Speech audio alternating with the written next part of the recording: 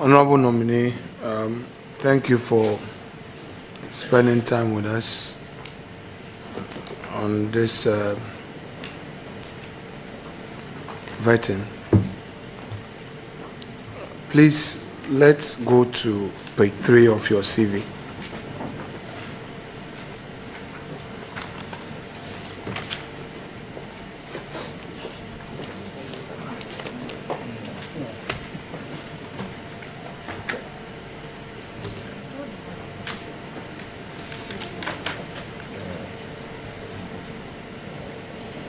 Please, can I proceed? Yes. Please, you have the leadership positions held. And the last on the list, if you may read it aloud.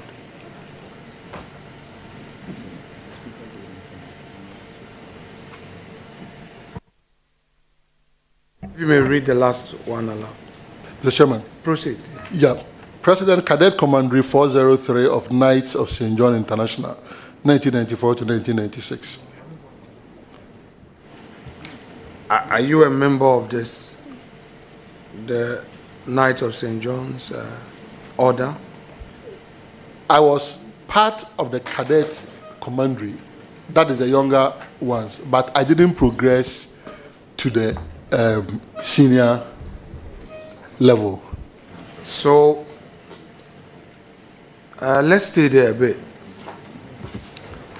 At that level, so was it a fraternity of the Catholic order?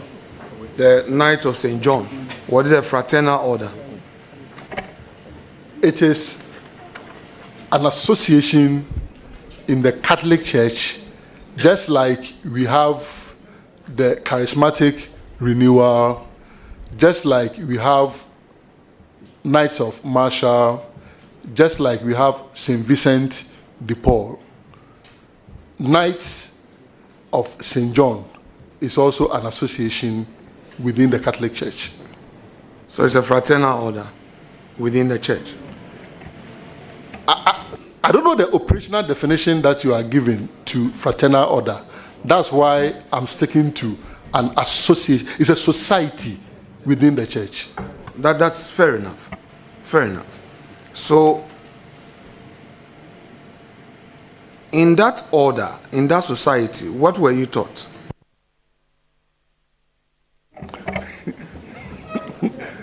At the cadet level, we were taught discipline, being time conscious, values of Christianity, fellow feeling, love for one another, and the military drills that we went through, because it's a paramilitary society that we went through, also helped to shape us. We also had a lot of drama events that we performed at St. George Cathedral, and it also helped us even a public speaking wise. We also went on programs where people from different commanderies came together. We all met in Asamankese. That time, the Accra and the Koforidua dioceses, we all came together as young people and served God, learned a lot, engaged in quizzes, and also played together. You would agree with me that membership was not open to everybody? So long as you are a Catholic and you fall within that age bracket, it's open to you. When you mature, you then can move to the senior level. And it's something that one day I will progress into. Is there a process of initiation to enable you join at the senior level? At the senior level? Yes. I haven't joined, so I'm unable to tell. How would you react to a person who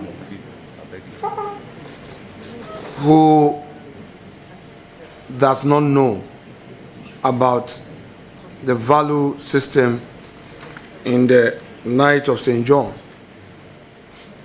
and denigrates same, how would you react?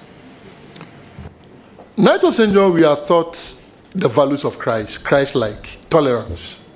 And so we will take such criticisms in our stride, and if there's the opportunity to educate them, like this huge platform is giving me the opportunity to share what we were taught, I would definitely share such thoughts with such a person.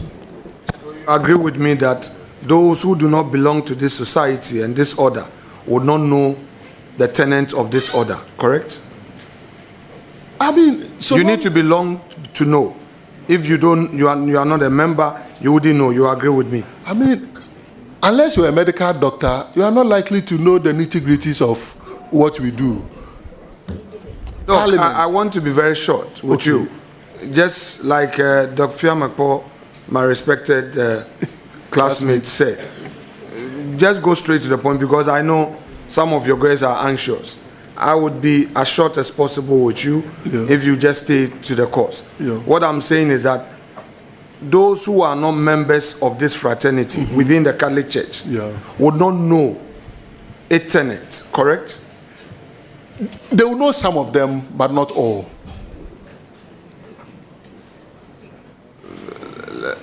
Let me stay there briefly with you. It is not open to everybody, correct? It is outside of the church. No, you must first be a Catholic. Catholic. And being a Catholic, you must elect to be part of it. Yes. It's not the only society in the Catholic Church. No. So if you are not a member of that society, you wouldn't know its value system and practices. You would agree with me? Because we do membership drive, we share some of these value systems. And I remember even those days in Pope John, I mean... So my point is that if you are not a member, or if you've not had the benefit of knowing the values of the society, you wouldn't know. Exactly. Just simple. Like any other That's thing. the point. Yeah. Okay.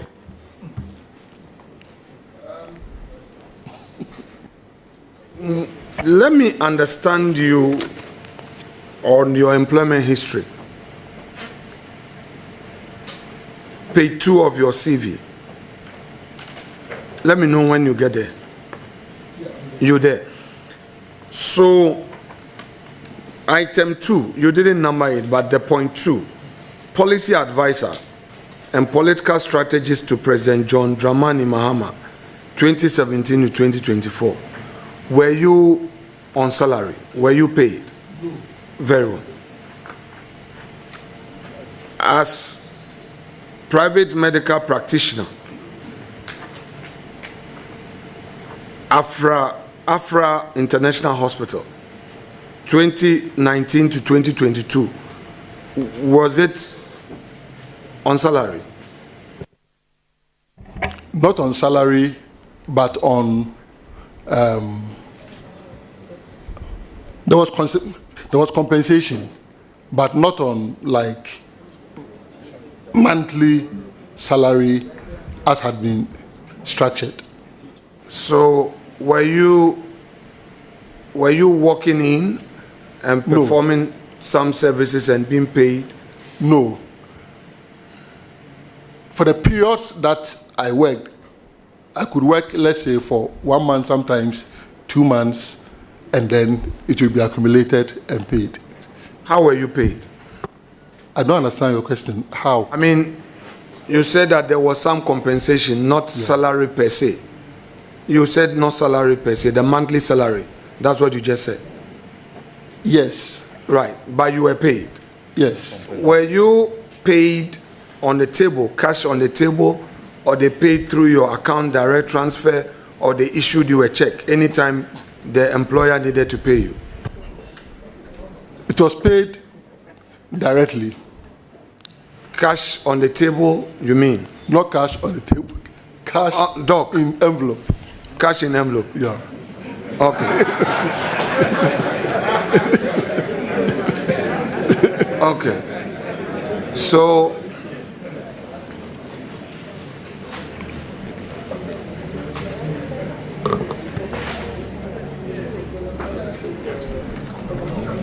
So you would agree with me? You would agree with me? Dr. Kwame, are you a free? The nominee, who is your cousin, is on oath. And you are having a convo with him. And honorable nominee, my respected friend, you are on oath. You are supposed to stay away from all external convo. Is that okay? Very, very okay. Very well. Now, you would agree with me that since you were receiving your salary, your compensation, your pay in an envelope, cash in an envelope, you would agree with me that you wouldn't know whether your employer was paying your tax or not.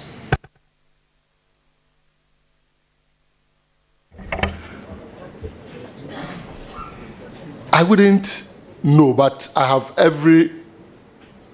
no reason to doubt that the employer will not pay.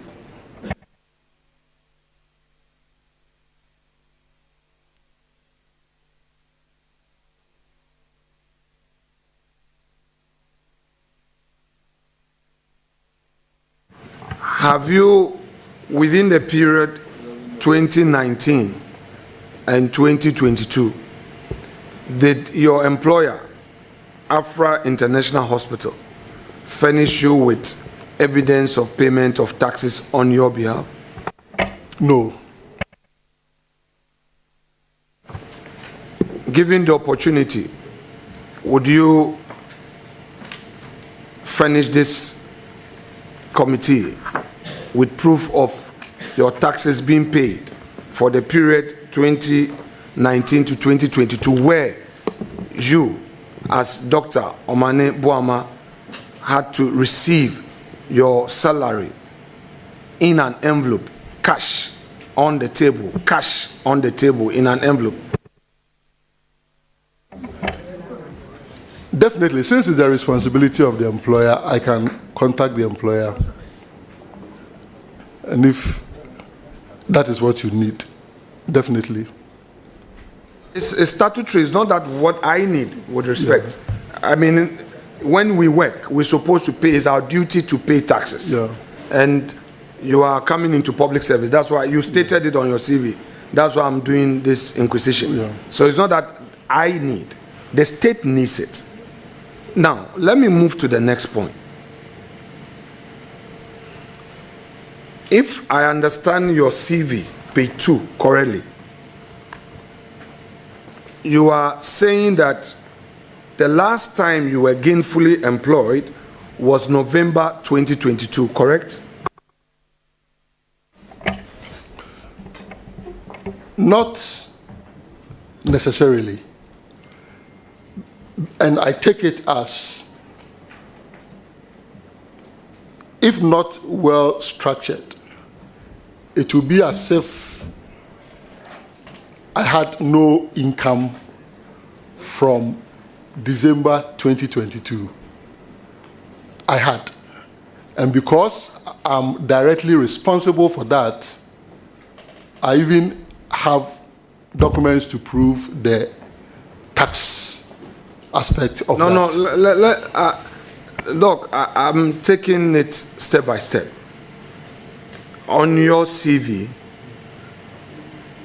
point 1 on your CV, you have told this honorable committee that you worked between 2019 to November 2022. In fact, for the 2019, you did not provide us which month you started working with Afra. Would you be able to provide us with the month you started working? I'll check it. Very well. That's fair. Now, in this employment, were you given a letter of appointment? Were you given a letter where your conditions of service were spelled out? Were you? I was given a letter of appointment, and let me capture the context very well for you. It was a very teething hospital that I had to provide my service to support them to stand on their feet. And so, even at the initial stage, it was subsequently that the payments commenced. But I was okay because it was a service that I was rendering. It helped me also to sharpen my skills, not to go stale as a medical doctor, while still serving my party. So yes, there was a letter of appointment along the line as a practitioner there. What I recall is the exact details of it, but I believe if I go through... So if you say you received an appointment letter along the line, yeah.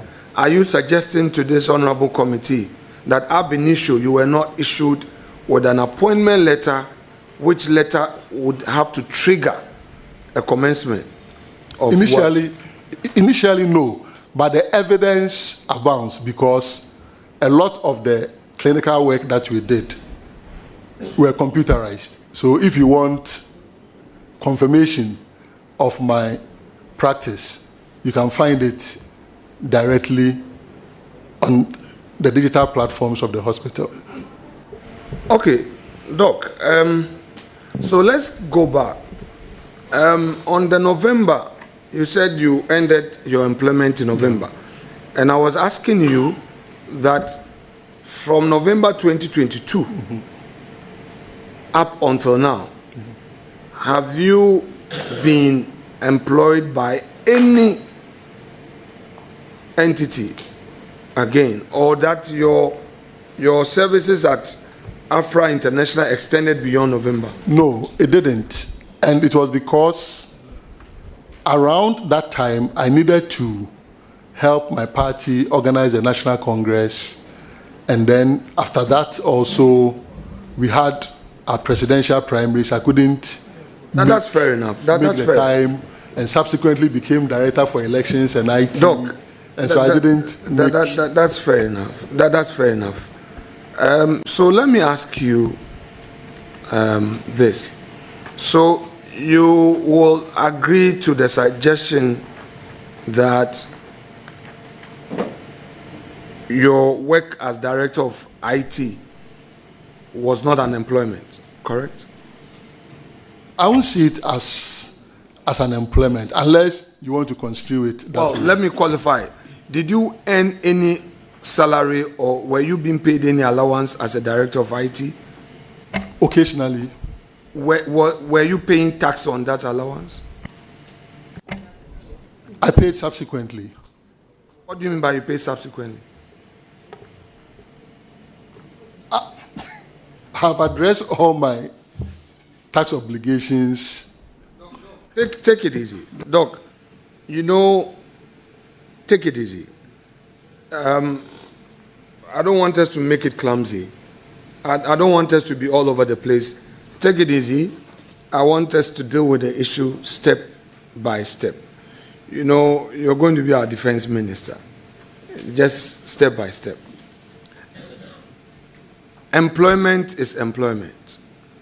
And I want to know from you that after the Afra International Hospital, November 2022, it ended, right? You've into the mic. Your response should go into the mic. Yes.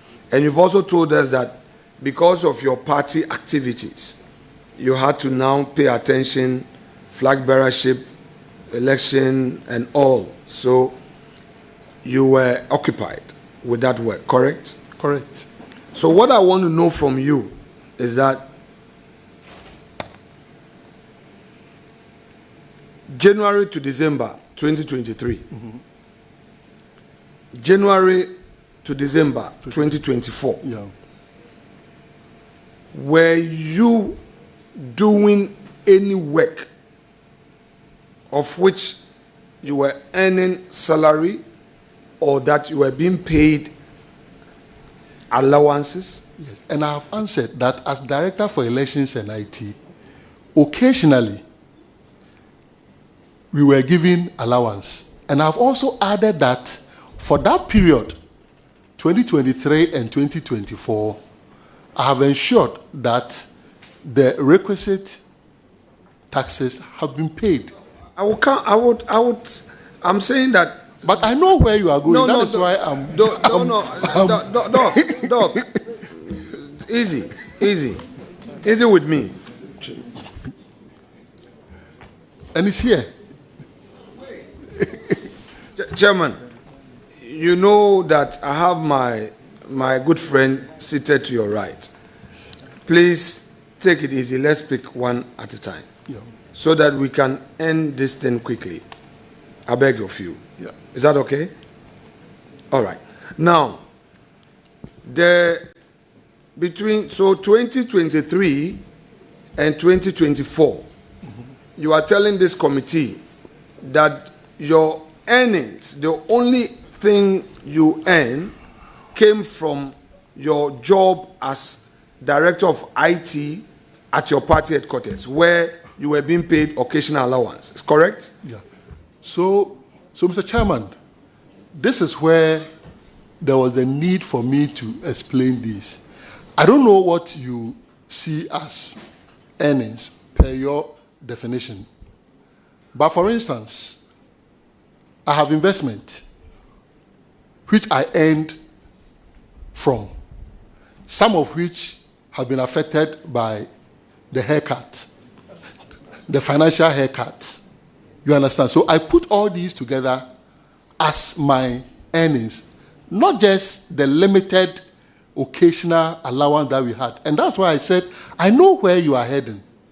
Because if you don't understand the question, I don't even attempt to answer it. I knew where you were heading. And that's why I said, for 2023 and 2024, that I had that personal responsibility to pay on what I was earning for those years. I have satisfied my tax obligations. Honorable nominee. And the committee has the tax clearance certificate before us. Thank you very much, Chair. Honorable nominee.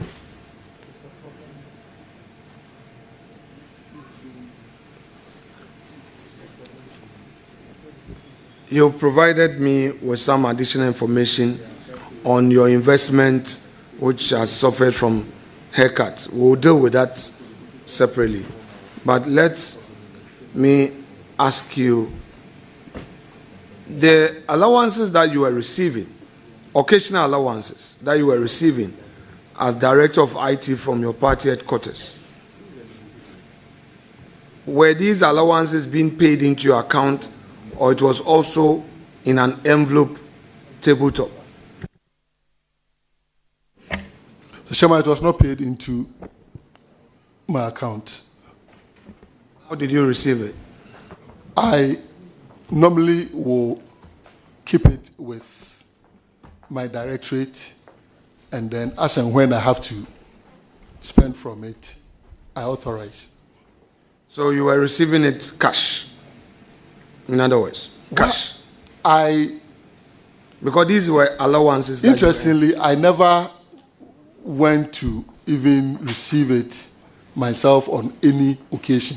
So I will not be able to tell. But what I know is that whenever I wanted an expenditure effected on my behalf, I will instruct, and it will be spent via Momo. Okay, so you were receiving occasional allowance. This allowance that you received, which was an earned allowance, you had earned it, it's an income. Did you find out from your party, the director of finance of your party, whether these allowances that were paid you, per chance, they deducted taxes from it? No. Given the opportunity, would you want to furnish us with evidence of taxes being deducted from these allowances from your party headquarters? Yes, if it's available. Now, do you know how much in total 2023, 2024, you earn by way of allowances that were paid you? I wouldn't know. I would have to check. Okay. So we are dealt with the 2023-2024. On record, you are saying that though you received some allowances, these allowances, you never picked them directly. You normally left them with the directorate, and as and when you needed, same was transmitted to you via Momo, correct? Not to me. To spend, okay. So these allowances that you earn, you ended up spending them on party activities, correct? Some on party activities, some also on other benevolence? People. Yes, on other people who benevolence. On other people who depend on needed me. On supports. All right. Now, so we have dealt with one leg of it. Now let's come to the information you volunteered, though it's not on your CV. Your other assets. You're saying that you have some investment, and these investments suffer some haircuts, and that you have some earnings. May I know from you, in the year 2023, how much you earned on your investment? Chair, I wouldn't be able to sit here, and I believe the honorable member cannot answer same for himself. I'm not on oath, with respect. I'm not on oath. I'm not on oath to answer this accurately. Doc, and because I'm on oath, on oath, I wouldn't want to give a figure that I would not be able to. Right. So that is fair. Yeah. That is fair. I wouldn't overstretch it. So, given the opportunity, Chairman, given the opportunity, will you be able to furnish this committee with how much you earn in 2023 from your investment? Would you be able to furnish us with it? Yes, I will. 2024. Did Republic Bank. 2024. Did you earn some income on your investment? Yes. Given the opportunity, would you be able to? Very well. Now, in your tax assessment,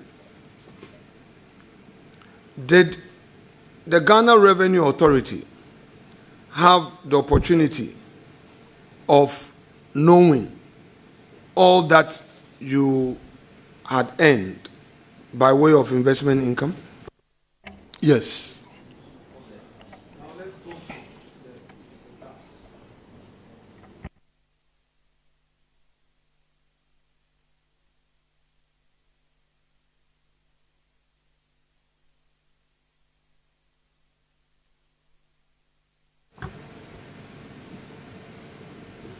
Please, since you have your tax returns with you, that's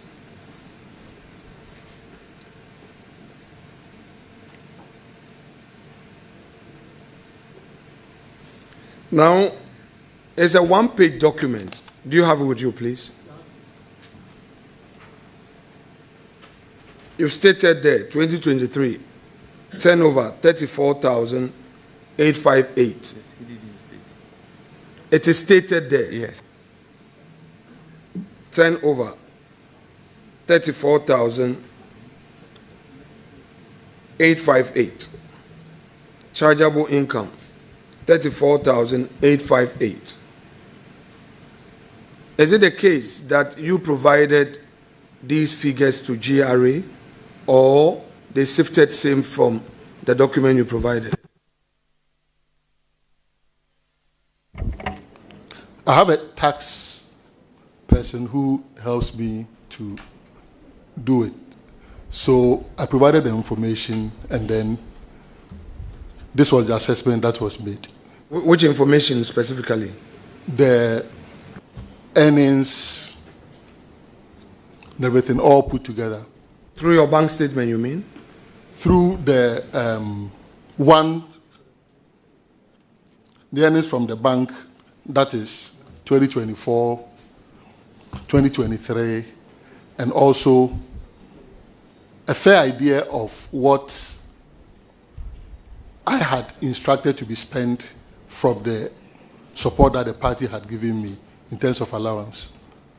So do I take it that the 2023 assessment is a combination of your investment with Republic Bank and the allowances that you earn from the party headquarters, correct? Exactly. Same to 2024, Exactly. Correct? Very well. That's what I was trying to explain initially. Yes, but I have to ask you, then you provide the answer. Is that fair? Yes. Very well. Are you able to furnish us with the details of this investment as you've referred to? Yes, I can.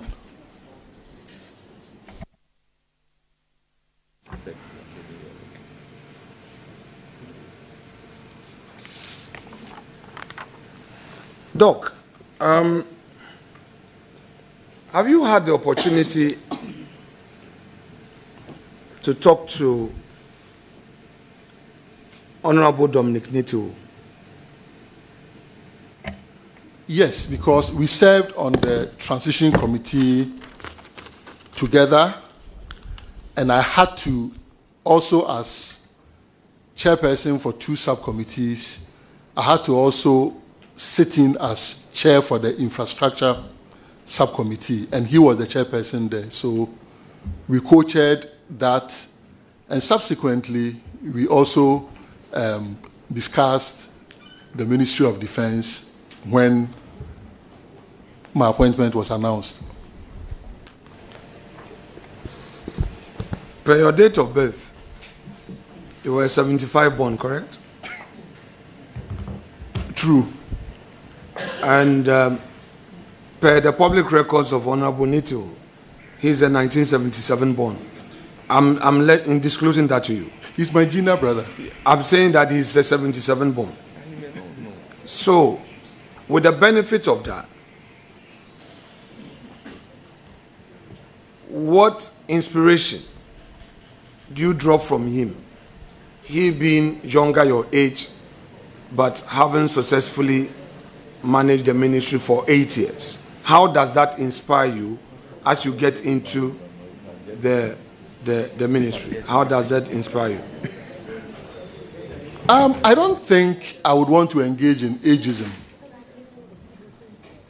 as in young person or old person. Look, young people in this republic have served our nation very well. Old people have also served our nation very well. And the converse is true. Some young people have also performed terribly, and some old people have also performed terribly. So I always don't like it when we try to frame appointment of young people around their ages, and then when it comes to appointing old people, we seem to think that is okay.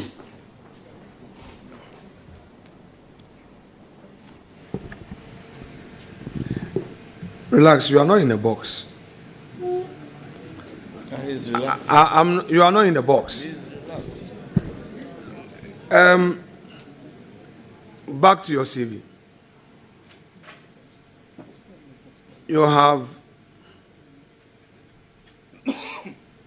item 3 on page 2 of your CV. Ministry of Communication, February 2013 to January 2017. Then, next one, spokesperson to the President of the Republic of Ghana and minister responsible for information, July 2014 to January 2017. Please clarify that for us. Thank you very much, Mr. Chairman. The evidence speaks for itself. Between 2013 and 2017, I was the Minister for Communications. So for the entire 4 years, I was the Minister for Communications.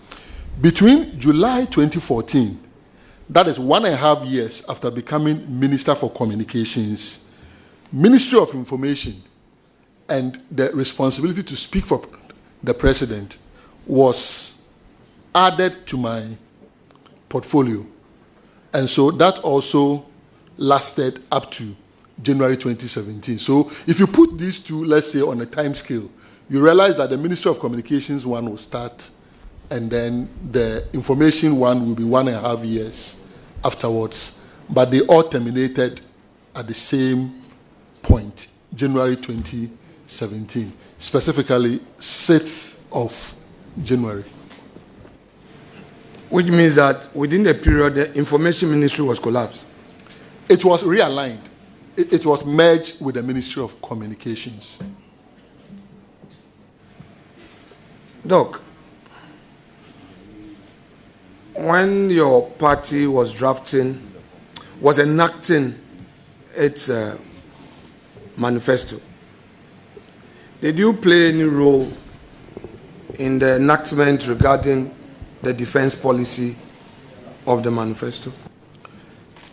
Yes, because, and it's not just in 2024, since 2004, I've always had the privilege, whether directly at the committee level or after the document is put together, to review the entire document. And I remember very well, in reviewing the 2024 one, I was far away in London when the document was sent to me, and I reviewed it. So you were not actively part, so to speak? Actively part how? To review an entire document is a very laborious and energy-sapping job. So it was a very active process. So what you're suggesting to this committee is that you were being prepared for this portfolio from what you just saying? I was asked to review the entire manifesto. Mr. Chairman, that could mean I was being prepared. The entire manifesto? Yes. Okay. No. That's what I'm saying. For. Wait. You see, Doc, earlier I said, take it easy, you are not in the box. Perhaps you didn't understand me. You see, I am asking you very specific questions to enable us make progress and finish quickly. You may have to pay attention to the specifics. When you do general, then I may have to do some follow-ups. You get what I mean? So please, you pay attention. Let's deal with the defense policy of your manifesto. Mm-hmm. I'm saying that the enactment of the defense policy in your manifesto, were you part of that enactment? Can you explain? Are you saying that was Dr. Omane Boamah a member of the defense subcommittee of the manifesto committee? It is so. Thank you. No.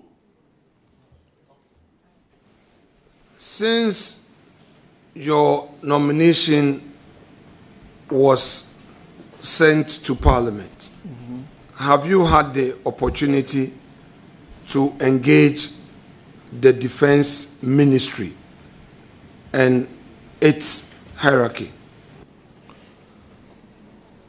Yes, I've had the opportunity, and I've also had the opportunity to engage members of our defense subcommittee of the NDC manifesto.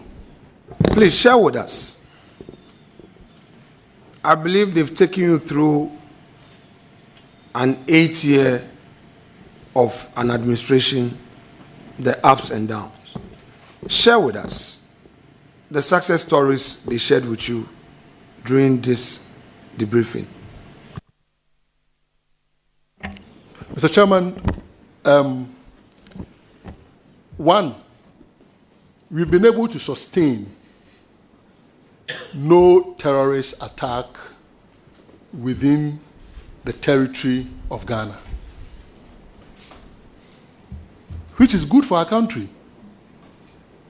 By the time we were leaving office, there had not been any such attack.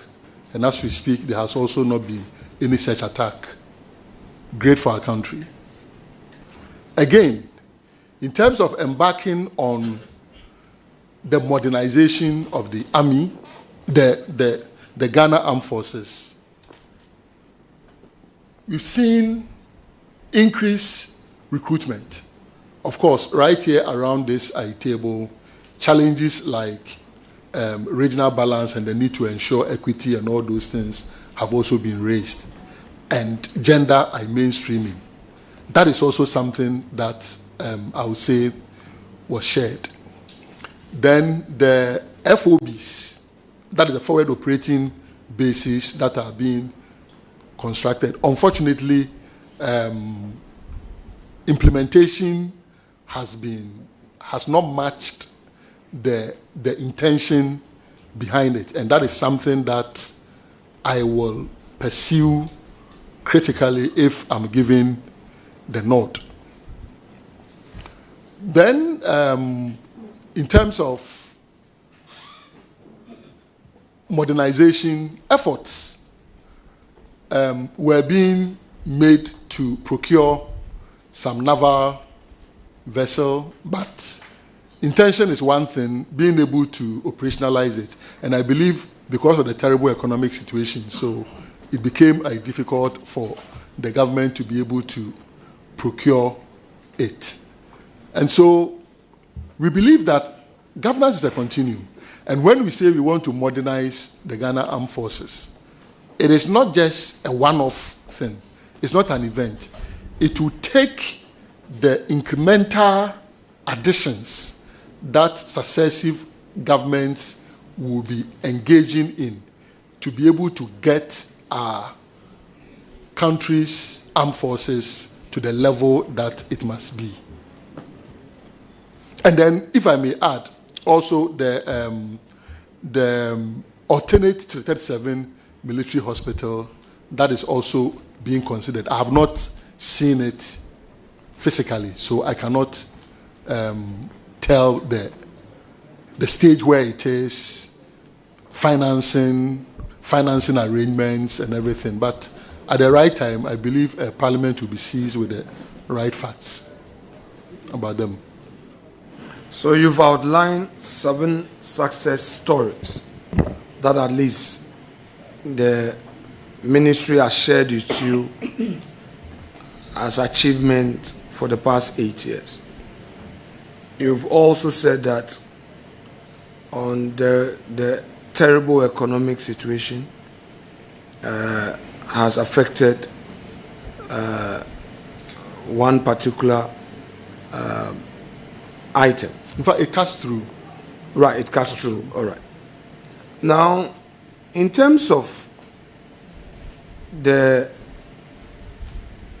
our military, in your briefing,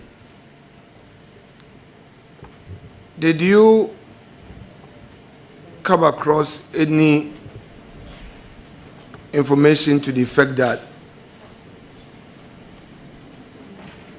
the men and women in uniform are owed salaries because of the economic situation we find ourselves, whether they are owed, their salary payment is not up to date? Was there any such information? I didn't inquire about that. That is something that we can ascertain. Given the opportunity, would you want to ascertain and get this committee to know? I believe this is information that Parliament even will have much more power to derive it than a minister designate.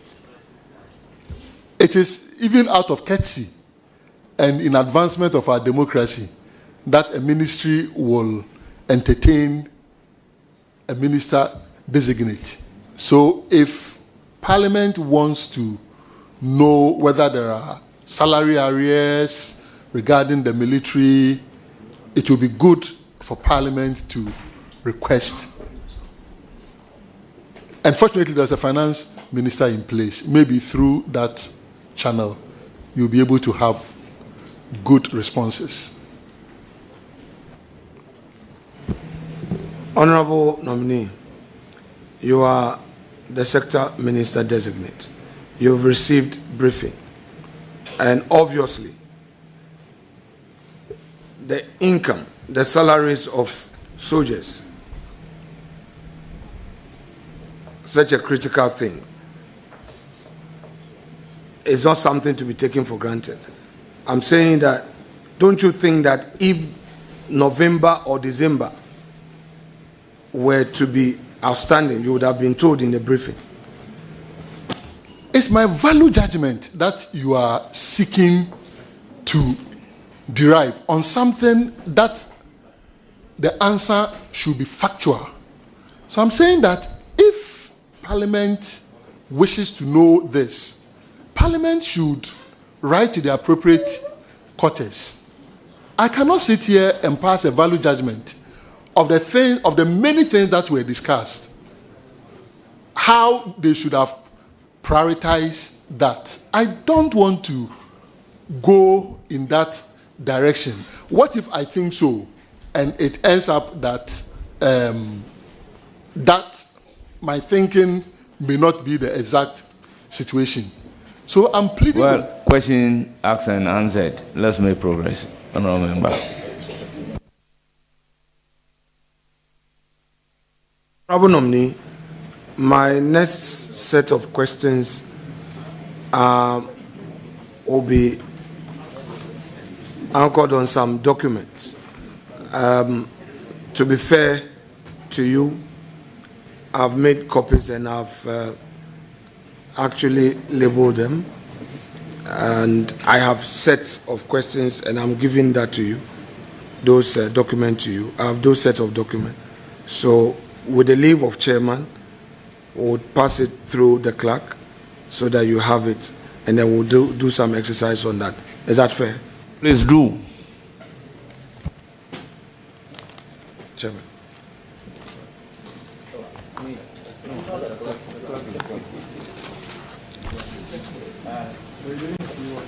No, nominee is supposed to see. No, absolutely. Some statement received by okay. So I read it. No, we don't need to see what. Some are one media publication. It's not attributed. an exhibit form. Some minorities have been It's at large.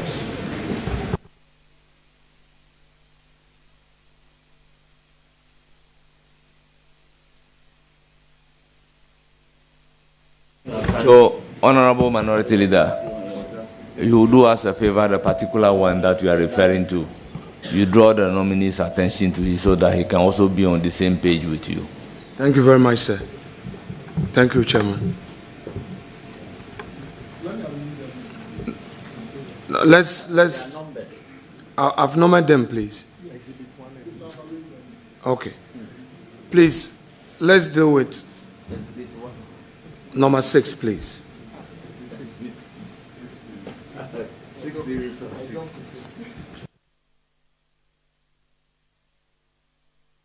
Please, are you there with me? On number 6, was that document authored by you, please?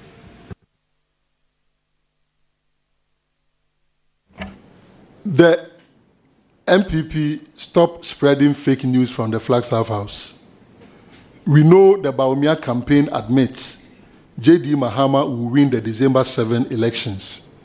The NDC is not complacent. J.D. Mahama is focused on winning with 2/3 majority in Parliament. MPP fixed Dumso and the economy. Yes. Now, let's deal with line 1. Line 1, first sentence. No. at the time you wrote this, was there any such place called Flagstaff House? Mr. Chairman, it is only by the good nature of President Mahama that his administration has sustained the name as Jubilee House. Otherwise, by now, the name would have been changed to Flagstaff House again. We all knew the place as Flagstaff House.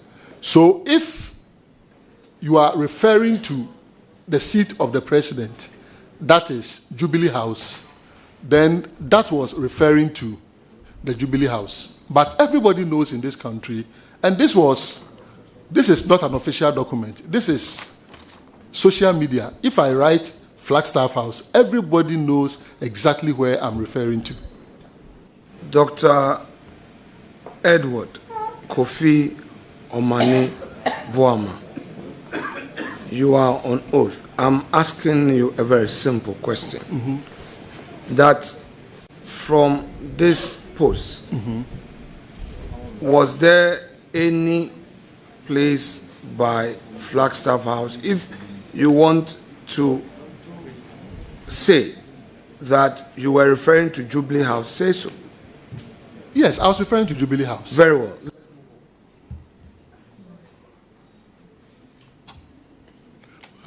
Mr. Chair, but isn't it interesting that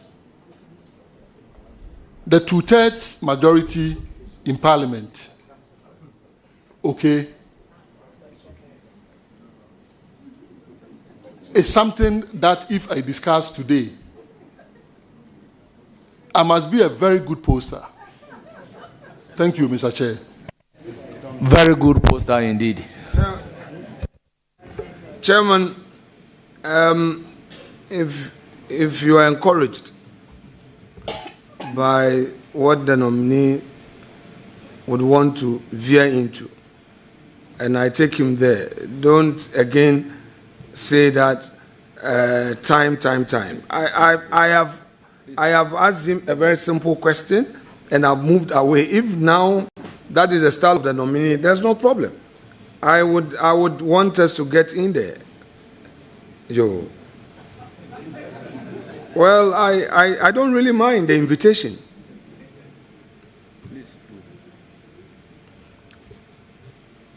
Let's come to number 2.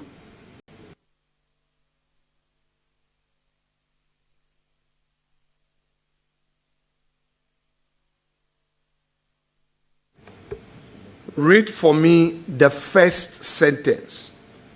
Read for me the first sentence. Lest we forget. Yes, you labeled this as number 2. Yes, it's there. Yes. Lest we forget.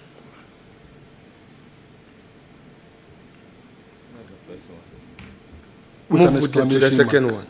The MPP sloganeers of Ghana Beyond Aid afflicted Ghanaians with unprecedented unemployment and choking national debt, leading to pensioners demonstrating.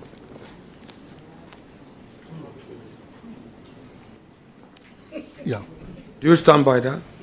True. I stand by it. Very well. That's fine.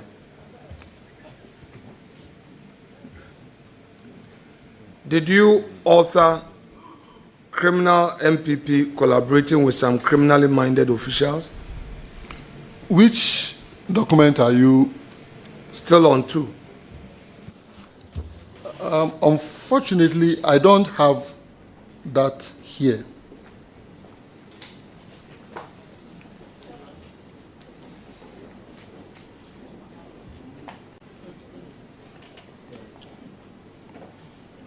That is not on the 2 I have.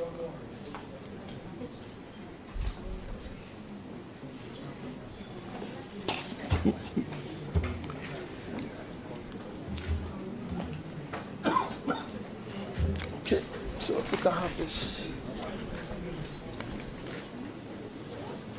So the two are, now let's name 1, 2 alpha, 2 beta, so that we can have different 2s.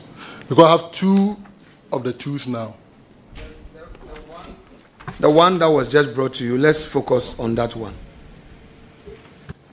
Yeah. You identify that as your document, a document that you authored. Yes.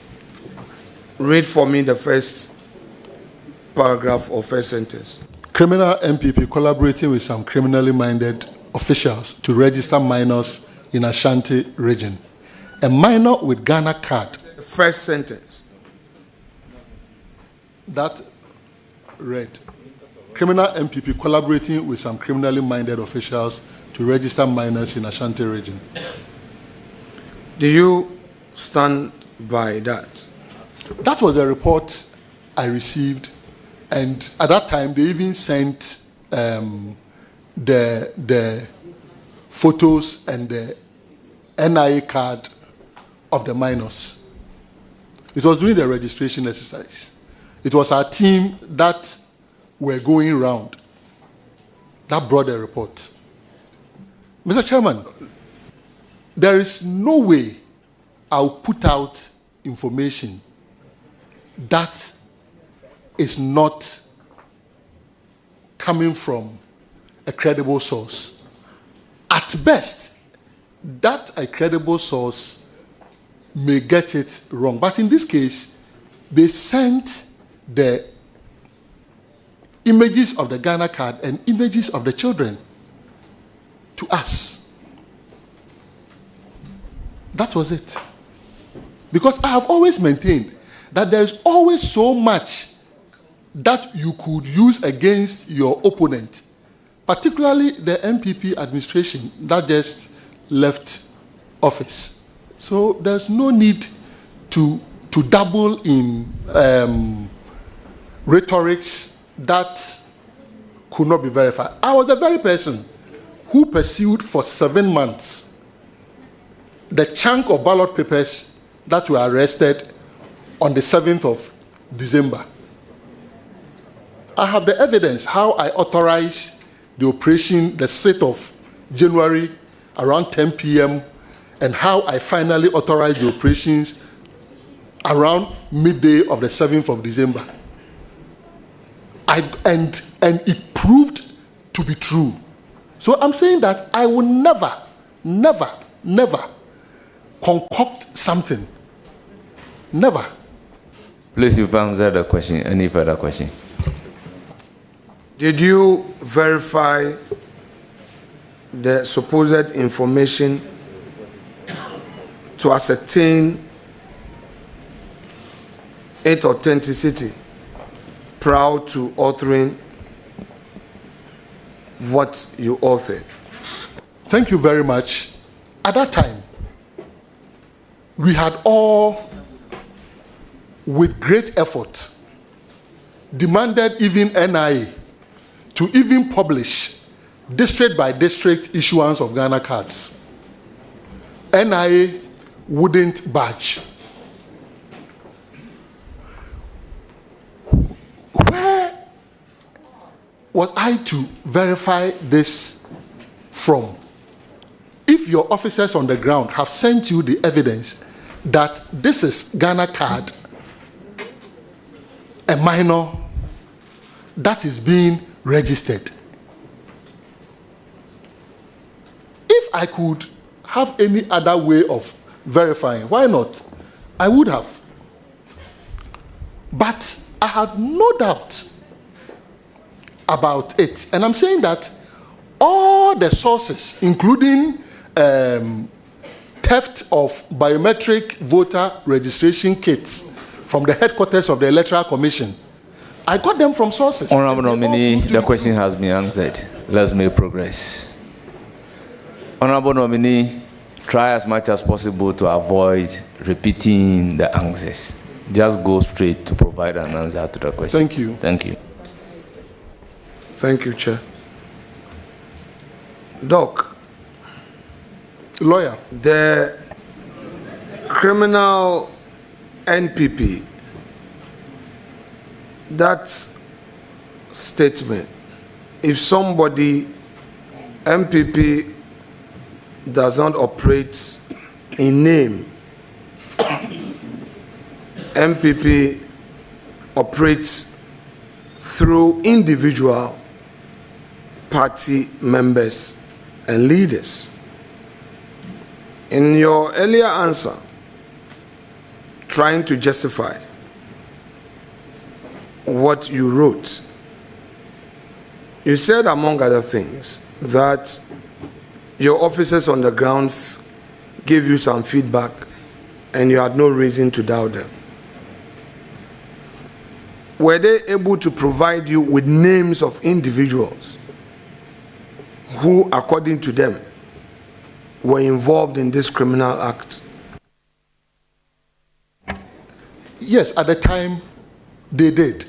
It's unfortunate, I mean, like we all do, I cannot trace back to get those details. But if my memory serves me right, I can even mention the particular constituency where that thing was taking place. Honorable nominee, there's no need to mention the particular constituency, so let's make progress. So you do not really have Mentioning names available to you the names of those individuals who were involved in this criminal act that you refer to in your post? At this time, I don't. At the time, I did. Because I've dealt with far more critical issues, data of corrupted voters, register files, and all those things. At the time, I did. At this time, no. Can we go to 3? Is this 3? Yes, please. Thank you. Has it been marked 3? Yes, it's been marked 3. What is the headline there? Can you read? Omane Boamah condemns MPP's liberal land looters.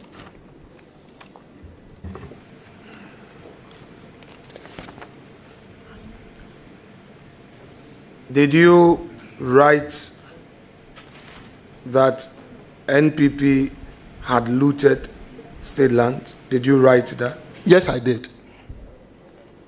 Tell us the basis of your assertion that MPP had looted state lands. The basis is that the lands are administered by a government. The lands are administered by a government. And from the narration of the people who were trying to take possession at 2 a.m., they had claimed it was theirs. Who else can give the land to them apart from the government of the day? Doc, I've known you for some time. Very long time. And I know what is a political statement and what is a statement of fact. In the story, referring to Ghana International School, the security, and the fact that somebody followed that tipper truck to pour some gravels and all. In all fairness, is there anything stating that the person had actually acquired the land from the state and that person is an MPP? I think you are, no, but I think you are taking it as, when we say a land looter, it is just the one who is going to benefit from it, a beneficiary. No. No. Educate us. I'm happy. In fact, I want us to delve into this and stay here for a little while. No problem. In fact, I think when it comes to land looting, we, the politicians in office who sit and allow this unconscionable enterprise to happen are more looters than even those who benefit from it.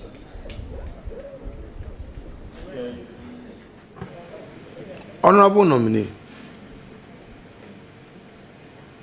are you familiar with Cantonment? Very well. I've lived there for 7 years, so I should be from 2010 all the way to 2016. Yeah, so 2016, 2017. So I'm familiar with cantonments. Are you familiar with how land transactions between the state and private persons take place? Are you familiar with it? I don't know the extent that you are alluding to, so I will not be able to say yes.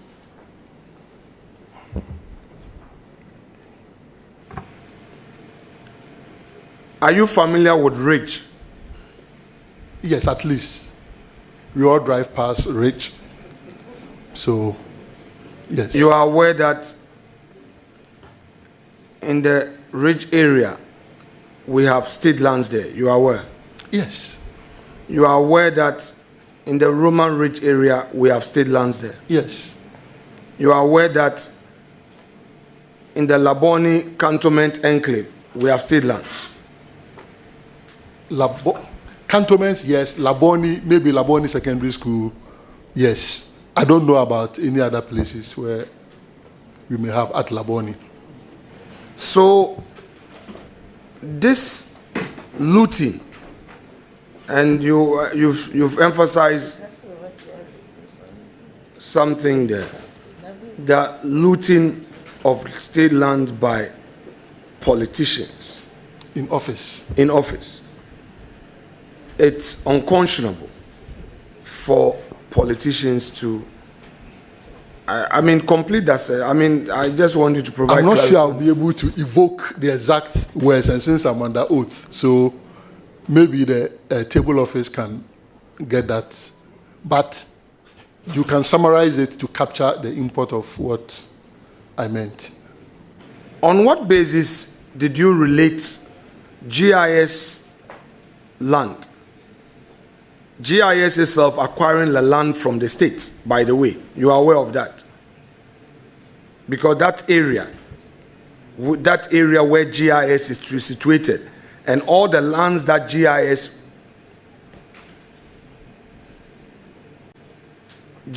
as an institution owns are state land that GIS has acquired. Do you know that? I don't know that as a fact. So if you don't know that as a fact, on what basis would you conclude that somebody alleging, GIS alleging that portions of its land being taken by a Ghanaian or an individual amount to NPP looting land in cantonment? I think you are basing your discussion on what Ghana Web I published. The source was not just Ghana Web about this discussion. So don't restrict yourself to just what Ghana Web published. It was about allocation, that it had been allocated, and that is why the individuals had gone there at 2 a.m. to do what they were doing. Ghana Web here is only publishing my post and adding what I will call their editorial aspect to the post. So we need to separate where. So read aloud your post. Let's deal with your post. Let's forget about Ghana Web. Let's deal with your post. Read aloud your post. Unfortunately, my post is not even here. It's just the headline. The actual post is not here. The entire thing becomes a story, and even Ghana Web sources it to a different media house. So we need to distinguish. Doc, I know you to be a very sincere person. Very, very. And I respect you for that. You are under oath. You see, read the entire document. Read everything. Read everything. The Director of Elections and IT for the Opposition National Democratic Congress, Dr. Omane Boamah, has condemned what he described as the activities of land looters under the current New Patriotic administration. His comments come after an attempted land grab at JIS in Cantonments, Accra, was foiled by the school's security team and local police. Mr. Boamah, in a Facebook post dated September 5, 2024, praised the school's management for standing firm against what he termed liberal land looters. The incident reportedly occurred in the early hours of Saturday, August 29, 2024, when a tipper truck loaded with sand arrived at the school property's gate at around 2 a.m., attempting to dump its load on the land. Frankamponsa Mensah, principal of GIS, recounted that the school's security personnel acted swiftly and called in the Cantonments police for support. A plainclothes individual driving a Toyota Camry with registration number ER 29723 also arrived on there's something that is missing, insisting that the truck be allowed to enter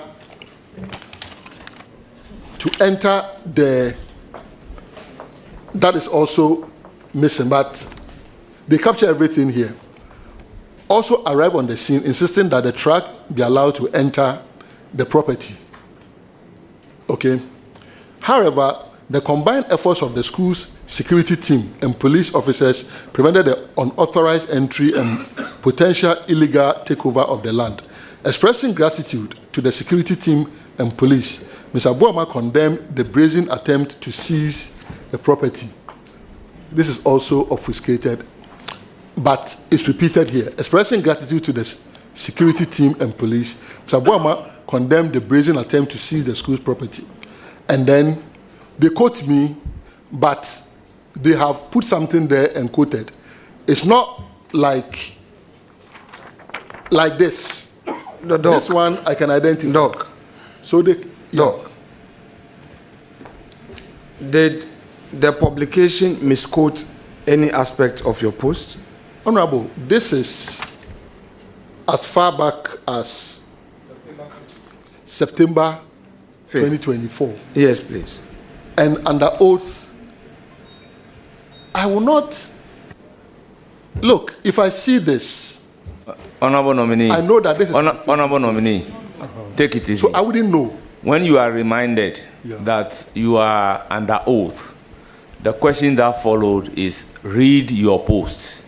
And your response was to the effect that this is not your post. No, this is not like my Facebook post. So now, what I will want to do is that if the Honorable Ranking is having your post that he wants you to read, different from what they have written somebody has written based on your post, then he can also read your post louder. No, the thing is, if it had come, let's say, if this... Yeah, I understand that this is somebody's story based on your post, but this is actually not your post. I wouldn't be able to tell if what is in quotation marks, all of it is attributed to me. To you, but this is not your post. That is why I'm saying that if he by chance have your post as a result of which this publication was made by another person, then he should be dealing with you regarding your post, but not what somebody has written based on your post.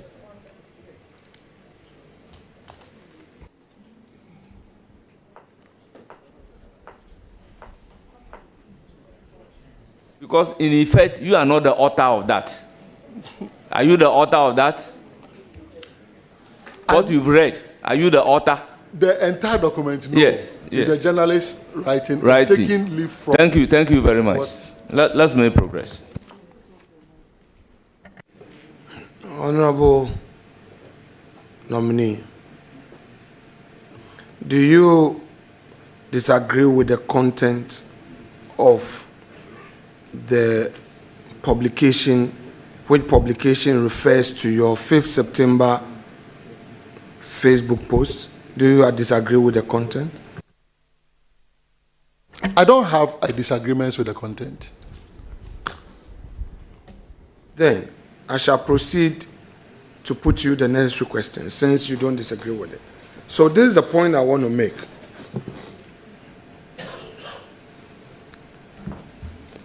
The issue between that so-called claimant to part of the GIS land,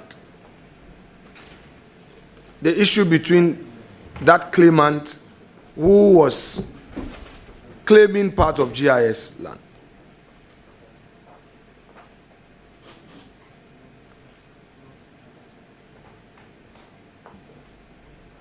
which came to your attention, that very matter of somebody claiming GIS land and all, how does that relate to MPP looting? Thank you very much, Mr. Chairman. I have said here that such acquisitions or illegal acquisitions, okay, the person must be a very bold investor to want to go and take GIS land without some authorization. But if for the purposes of today, you want to say that because it was a private person going to take GIS's land, so I should not have linked it to the MPP, I can understand you. But we can always get to the bottom of this matter to know who that person is and whether the person was even acting on behalf of someone, and know the processes that led to that bold invasion of GIS's land at 2 a.m. So I can understand what you are saying, that the person is a private person acting on his own without any authorization from any government, without any documentation from any government. But the person just went and decided to take over part of GIS's land. If that is the view that is being expressed, then I agree with you that I should not have added MPP to it. Especially so, Honorable Nominee, when the person moved in at 2 a.m. But when you are dealing with a matter and your respected friend or brother sincerely proceeding in a path, you don't litigate. And I would say that your honest admission that it was inappropriate to have linked MPP to it, I would not pursue. No, some of your guests are participating in this process, so let us spend a little time there. Chairman, Honorable Nominee, do you concede that the subject matter resulting in your post was inappropriate to the extent that you linked it to NPP? Mr. Chairman, I have said that for the purposes of today's discussion, today's vetting, and I use if it is the case that the person was just a bold investor without any authorization, decided to invade part of GIS's land, then I should not have linked MPP to it. But this is a matter that I will pursue to know the root cause of this particular boldness, because I know capital moves in directions where its peace and security will be assured. So I'll be very surprised that an investor would do such a thing, but it's possible. So why not? Let's go by the scenario that you have set, if that is what it was, then I should not have linked MPP to it. You would agree with me that at the time you put out the post, you did not verify the source of the person's claim. You would agree with me? Honorable Chair, Honorable Minority Leader is in opposition. And even when you are in government, it's very difficult to verify. Even when your party is in government, it's very difficult to verify some of these things. So it's a good position that you are taking. However, considering the circumstances at the time, where was I supposed to call the Honorable Lands Minister then, or the Executive Secretary of the Lands Commission, or the Land Title Registry? Who was I to call to have a fair response? That's why I'm saying, considering the scenario that you have set, perfect. If that is it, then I shouldn't have linked MPP to it. But trust me, and you know me, when I say I'll pursue something, I will pursue it. Doc, simple. At the time you put out your post, you did not have evidence at your hand that it was an MPP generated action and same amounted to looting at the time you put out your posts. The circumstantial evidence was strong. However, if you want hard evidence, no. Chairman, Honorable Nominee says that to verify is normally difficult. May I know from you whether you are aware of the law we passed, the RTI law? You are aware? The right to information law that we passed as a public officer? I'm aware. Now, did you explore relying on your rights under RTI to pursue this matter prior to putting out that post at the time? Honorable Leader, the nominee is not a lawyer, so you should find out from the nominee whether, having realized that law, he knows any right available for him under the law first.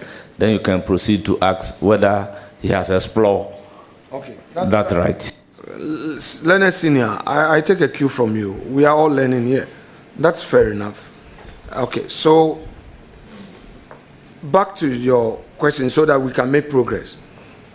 You are aware of the existence of the Right to Information Act? I'm aware.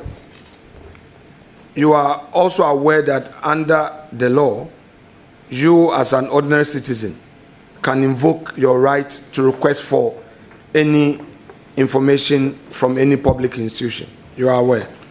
Mr. Chair, I have not read the law, but it's an information that has come to my attention.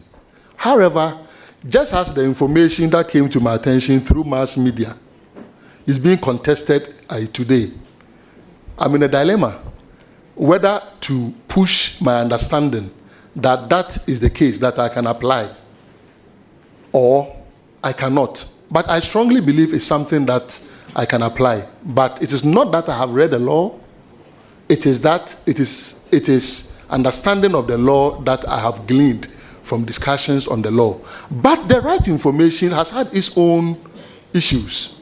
If you talk to anti-corruption activists, Honorable Nominee, Chairman gave you a cue. Chairman gave you a cue. Specifics.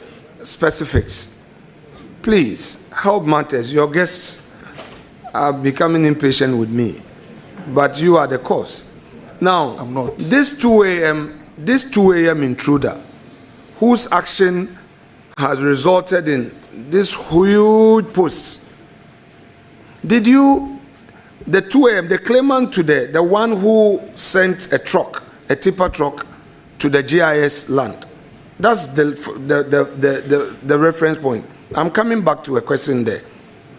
You did a post based on an individual sending a tipper truck with gravels to be poured on GIS, a portion of GIS land, which through the vigilance of the security, the person was not successful. Question: this very person, did you get to know his name prior to the posting? Mr. Chair, no. However, remember that I have said looting of state lands is not just the responsibility of the beneficiaries. It's a process. And so we need to conceptualize looting of state lands within this framework. Otherwise, we will only go after those who loot the lands and leave those who facilitate the looting. So let's deal with the looting. When you say looting and those who facilitate, what do you mean by looting? When you use that word looting, what exactly do you mean? Let's understand it in its ordinary context. What do you mean by looting? What I mean by looting of state lands is several. One,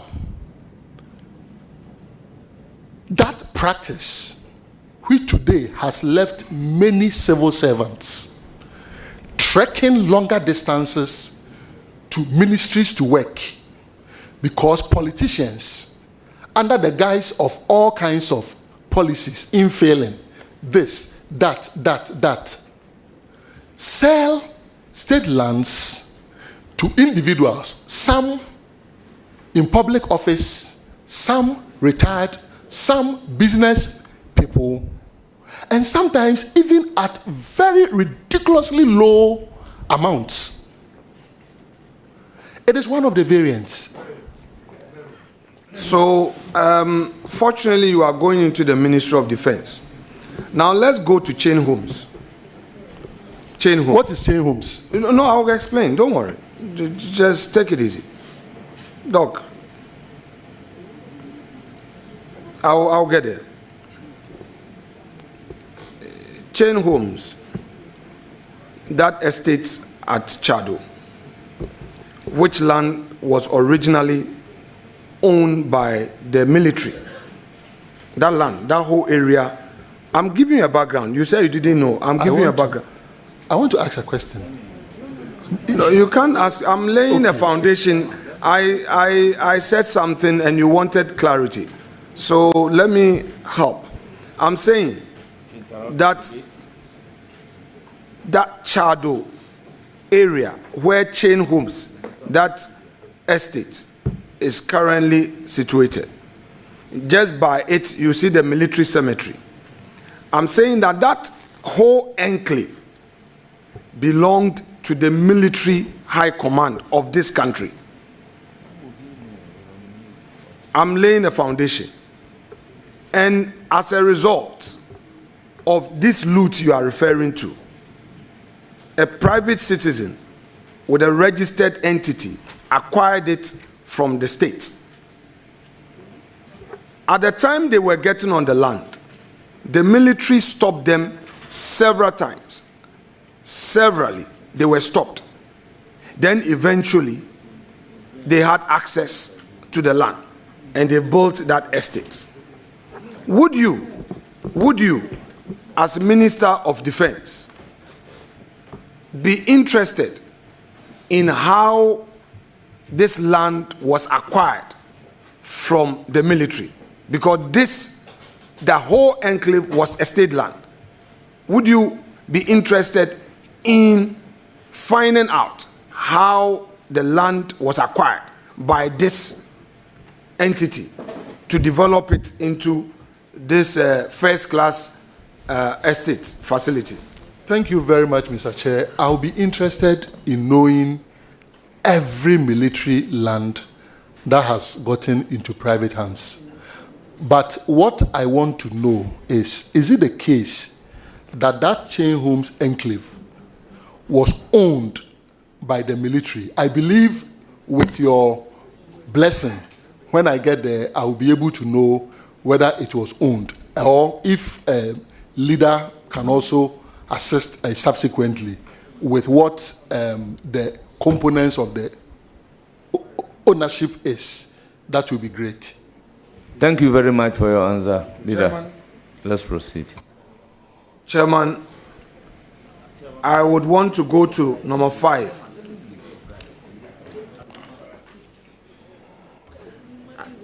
Chairman, let me seek your guide in this matter. Chairman, with all due respect, leader may have an unlimited opportunity to ask questions. But I'm so concerned as the majority chief whip, who is the vanguard of government business.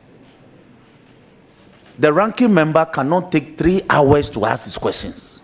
So if he says that he will continue tomorrow, we have to go back and come back tomorrow, there must be a limit to what he's doing. In any case, we have 4 other nominees who are waiting.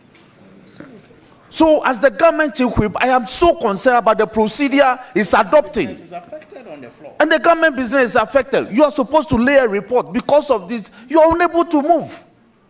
And the 7th report is in abeyance. And we are allowing the ranking member to go on and on, the people's address and all that. So Chairman, can we have a guide that when the ranking member has the opportunity to ask his questions, can he have 30 minutes? Can he have 1 hour? Can he have 2 hours? So that when that duration is exhausted, we can make progress. Because while I am sitting, the calls I'm getting from my government and the party is I'm under pressure. I'm under pressure. Yes, government business must make progress. If the ranking member, who is the opposition leader, says, I will vet for 3 days. No. Honorable members, with all due respect, I belong to a school of thought in the fact that when a procedure is set down for a right to be exercised, you follow that procedure in exercising the right. By practice, convention, and agreement at this committee's meeting, it was resolved that a ranking member of the committee would have unlimited number of questions to ask. I do not believe that any member of the committee available at which that decision was taken should come to the floor and take a decision contrary to what we have agreed upon, contrary to the practice and conventions. So please, let us not create the impression that this is the first time that a ranking member and a minority leader will be having unlimited number of questions to ask. So please, the public is of the view that I have the power to stop ranking member when he's asking a question. I do not want that view to be fortified by any member of the committee. We've all agreed that we are going by the old convention and practice that ranking member of the committee would have unlimited number of questions to ask. So we are leaving it to the discretion of the ranking member, whether he will be reasonable about asking the question or he wants to ask the question till tomorrow. That is the instruction that we have agreed upon, and that is what exactly I am doing. So public, general public, please take note.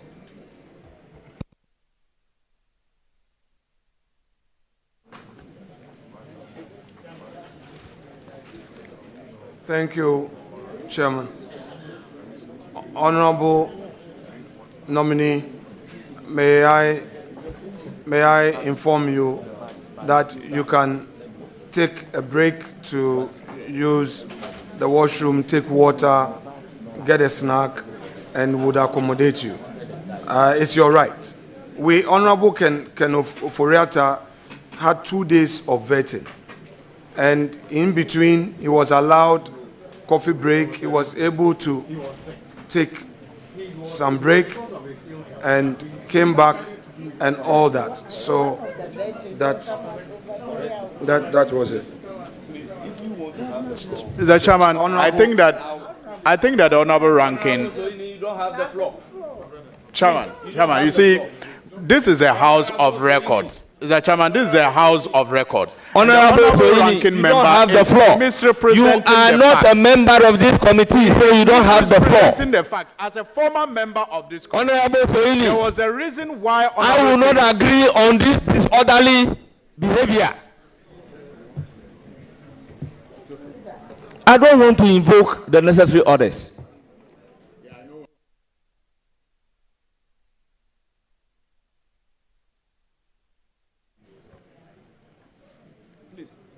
Honorable nominee, please kindly have a look at number 5. Number 5, please.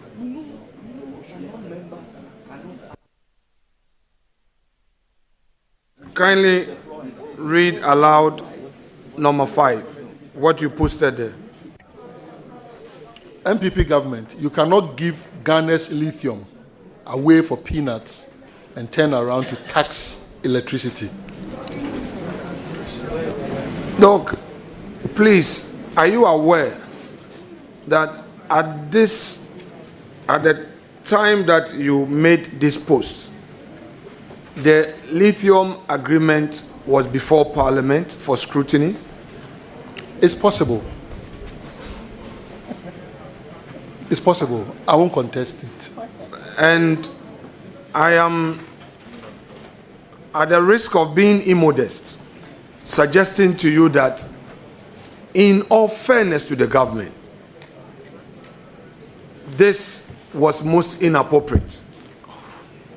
To say that the lithium, Ghana's lithium, was being given away for a peanut.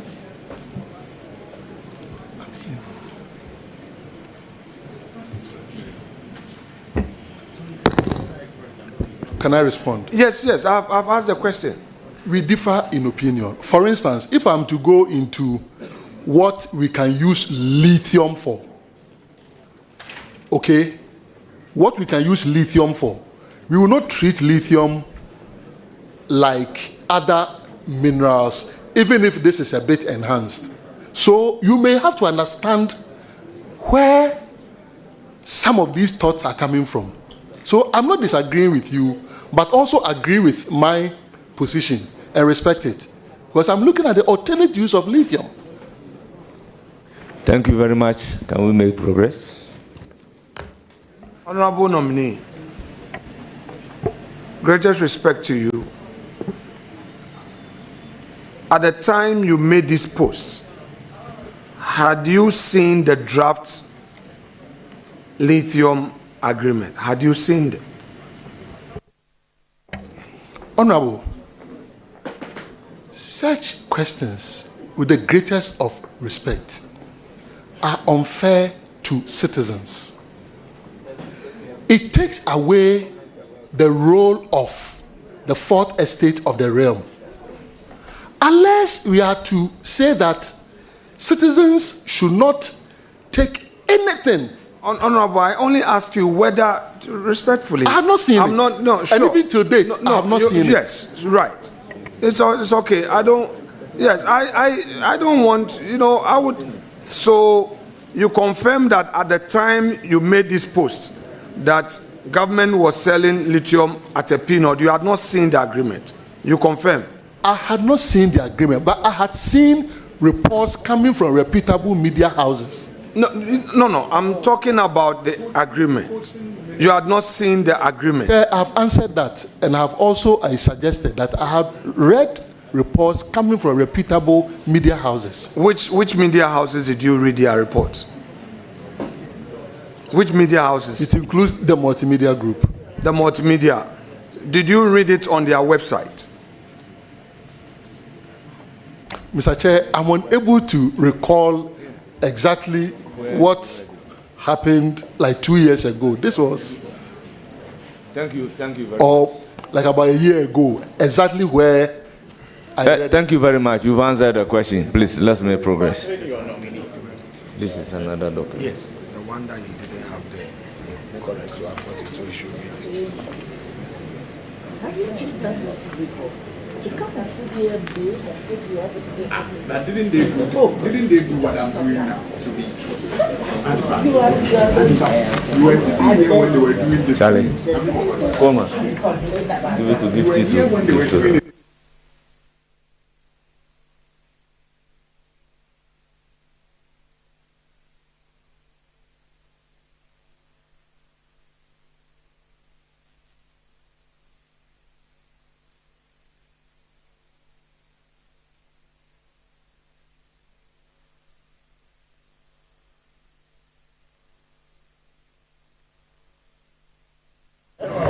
Honorable nominee, most respectfully,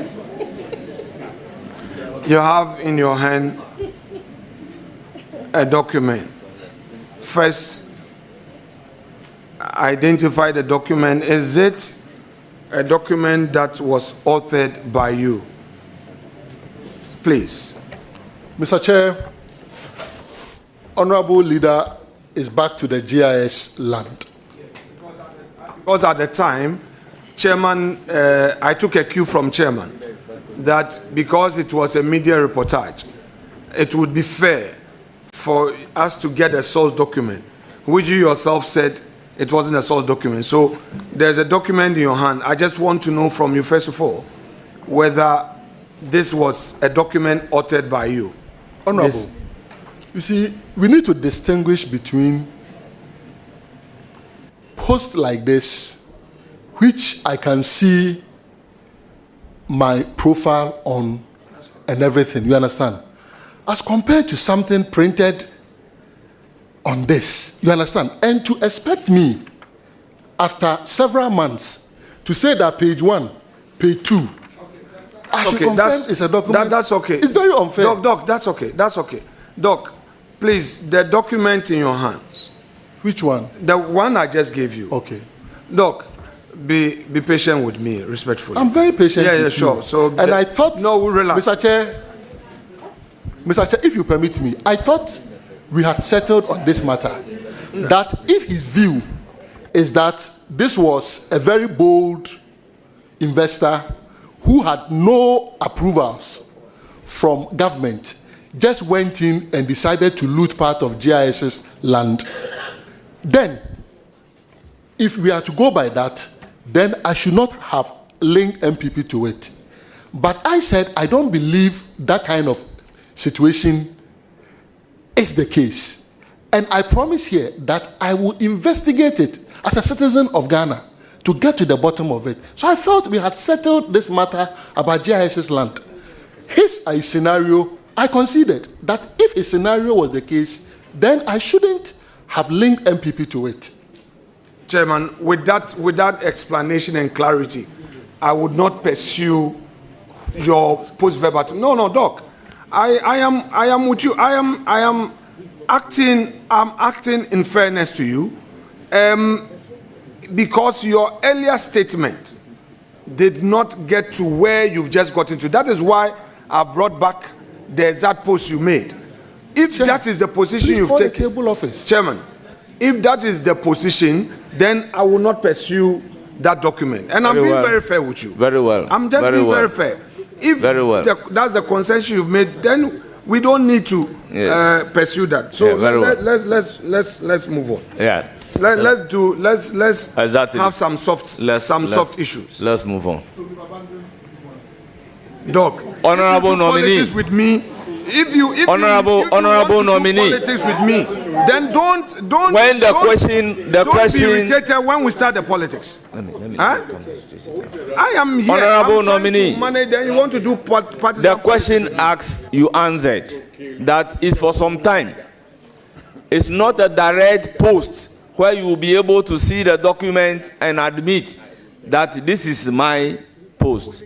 So, therefore, you have a difficulty accepting whether this is your post or not.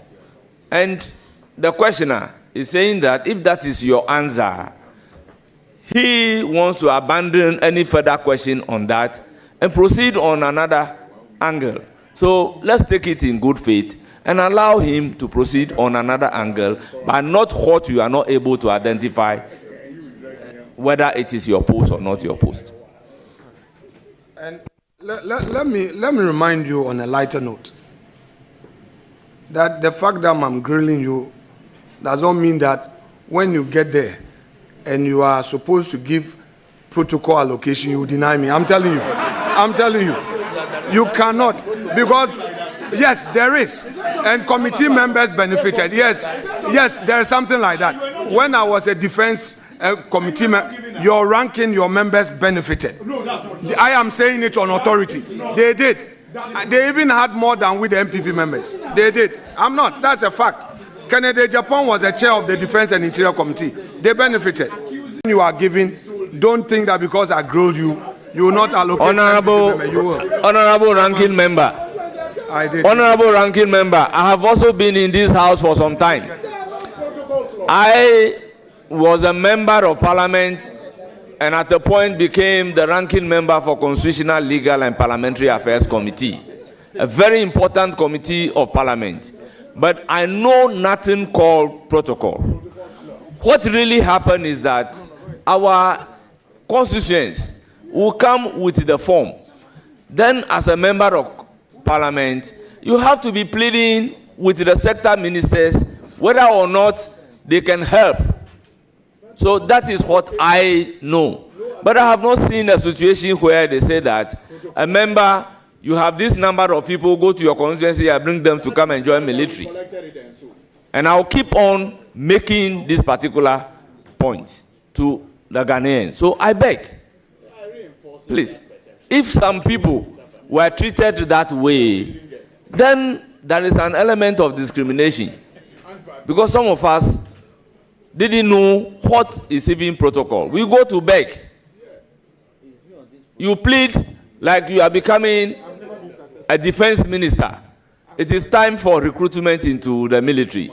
You will see members of parliament coming to your office to come and plead and intervene on behalf of their constituents. But you won't tell them that, oh, I have 10 members, go and bring them automatically to come and join the military. That is not it. So let me use the opportunity to clear the doubts. Thank you very much, Mr. Chair. Recruitments and enlistments will follow the rules of engagement strictly. You have my assurance.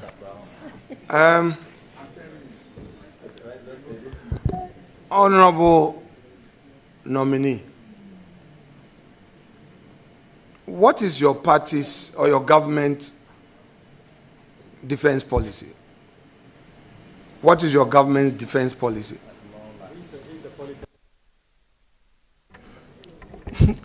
To ensure a safe, peaceful, and prosperous nation that is respected among the Committee of Nations. Do you have that enactment as contained in your manifesto with you, what you've just said? You would have to put a lot together, because you should know that the manifesto one are promises. For government policy, okay, the party has transitioned into government. You are vetting the minister designate.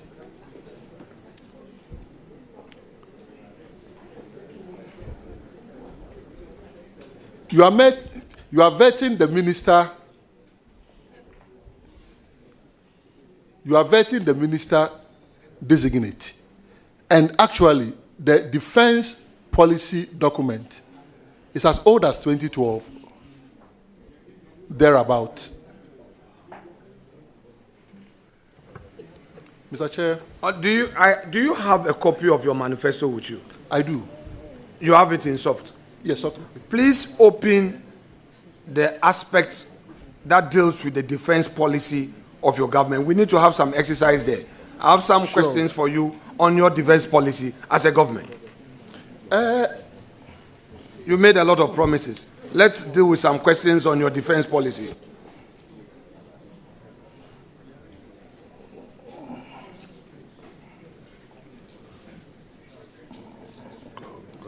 Public safety, 148.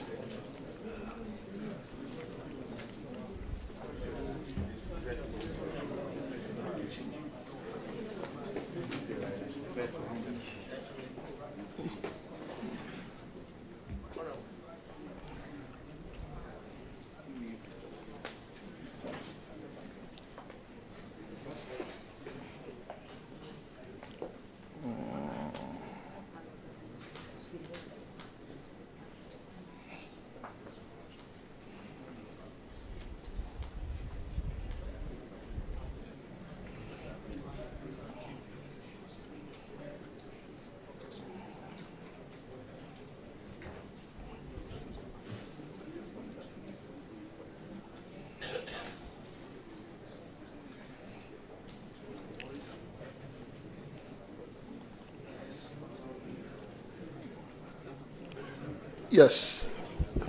Mr. Chair, I'm there. Proceed to read it aloud and in extenso. Mr. Chairman, it is quite lengthy. So if you are to You have a preamble to read. public safety and security.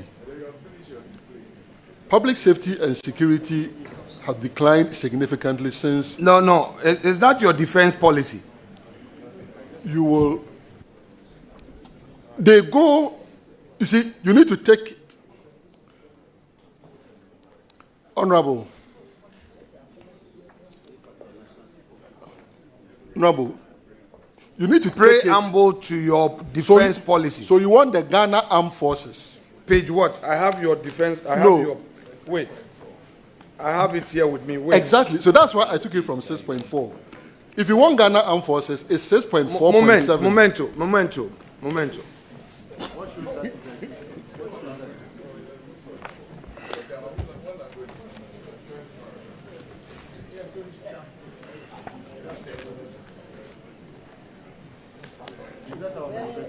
Yes, that's your 6.4. What paragraph are you referring to? Exactly. So that's why I'm trying to. Paragraph, Honorable. Honorable, I'm trying to guide that if you want Ghana Armed Forces, go to 6.4.7. Wait. If you want public safety, No, but public safety has nothing to do 6.4. with your defense policy. Oh, My respected Honorable. colleague, Honorable Boamah, would want to Honorable, they are come in, linked. provide a guide. That is why the defense and strategy, Chairman, Boamah, sorry. Chairman, I'm sorry. they are linked. Chairman. Is it the abridged version or the full version? This is the full version. I have the full version, Chairman. But sorry. Let me hear Honorable Boamah. I think leader wants to end, but wants you to look at the preamble to the entire security architecture. That is 6.4, where it talks about the retooling, professionalism. That's short paragraph. I'm sure from there you go to the police, fire service, armed force. We've read your manifesto. We understand it. Yes. So that is why we know the paragraphs. That's why we directed you to 6.4. So that's all. Thank you. That's all he wants to know. Thank you very much. So, Honorable Nominee, you are accordingly guided. You now know what you should read. Yes. So 6.4, public safety and security. Public safety and security declined significantly since 2017. We have seen an explosion of violent crime, partisan political capture of security services, and falling professional standards. The next NDC government will critically review the national security architecture and comprehensively implement reforms to ensure professionalism.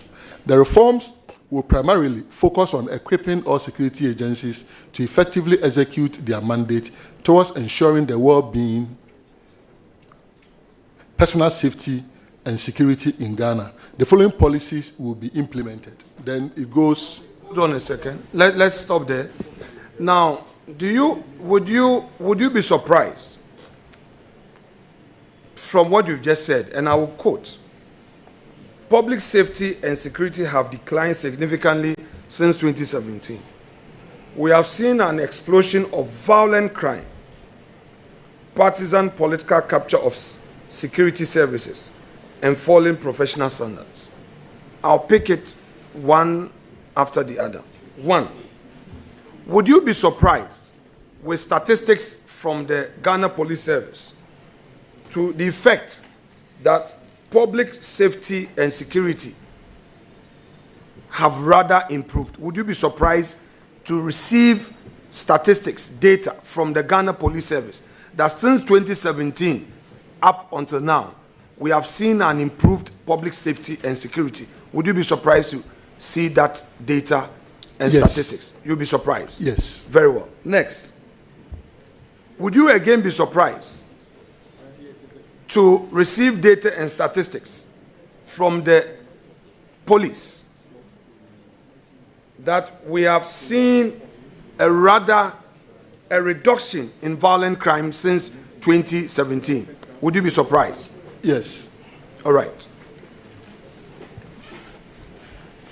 Now, Doc, I suggest to you that what you just read has nothing to do with the defense policy of your government. I want to suggest that to you. Honorable, you see, this is why you should have listened to me. Because to have a defense policy, it has to be a progeny of the national security architecture. And that was even what was lacking in the 2012 or so defense policy, at the time that there was no national security strategy. So that is why I was asking, should I go and read Ghana Armed Forces? Is that what you are asking for? Or you want the entirety? Honorable, please, I need your attention. Yes. Have our attention. Yes. Yeah, thank you. So I'm saying that I was trying to make that point, that defense policy emanates from a bigger national security strategy, architecture. So you cannot just zoom into the Ghana Armed Forces. That is why I took it from there. And then when we said no, I then went down to the Ghana Armed Forces. Then I was asking you, should I read Ghana Armed Forces? The Honorable Boamah said, no, I should go back to the public safety and security. So if you guide me appropriately and provide exactly what you want, I have the document here. I brought it because of questions such as this, so that we can refer. I will gladly read them, whichever one that you want. Honorable Nominee, you stated in your CV that you were a Catholic, correct? A practicing one, for that matter. Yes, correct. To what extent would you a Roman Catholic? Which parish, please? Christ the King. Christ the King. Very well. To what extent has the Catholic Church prepared you in moral values to the extent that you are able to embrace diversity, especially as you assume this office as defense minister of your country?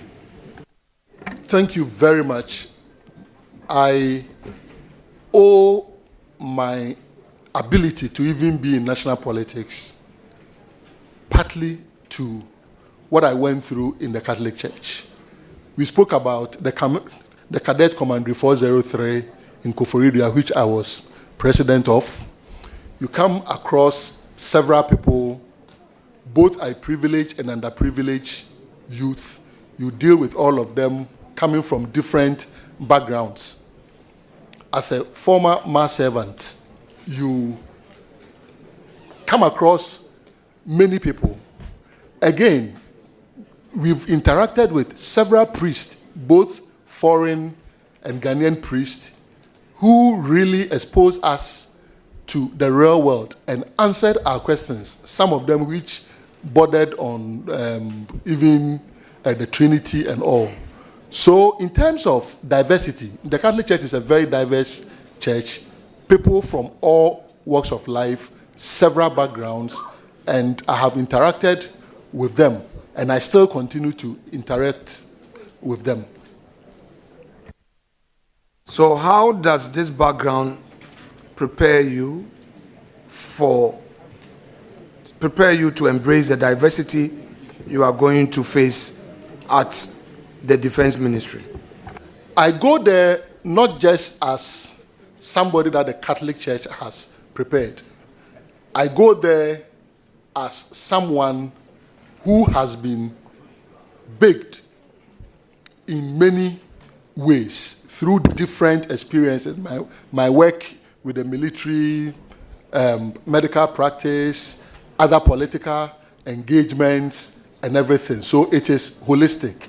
The values that we've been taught, the Christian value of tolerance, is also something that leads me, and I believe that even people who deliberately will decide to take me on the rough road, they believe that he's very forgiving. So he's likely to forgive them. That is why they continue to do it. So I'm going to the ministry as a very tolerant person, somebody who believes in the doctrine of love your neighbor as yourself.